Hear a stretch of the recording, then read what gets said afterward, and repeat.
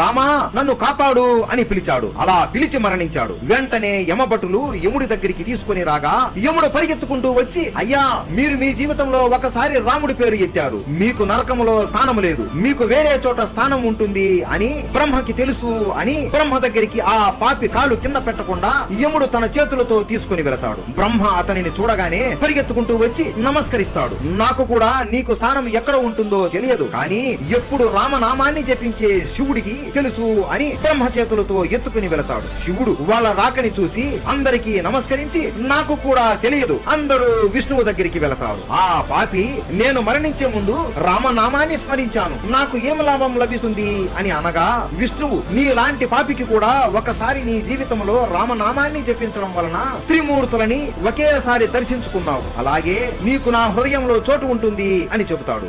ఇది రామ్ అనే పదానికి ఉన్న శక్తి. అందరూ చెప్పండి, జై శ్రీరామ్.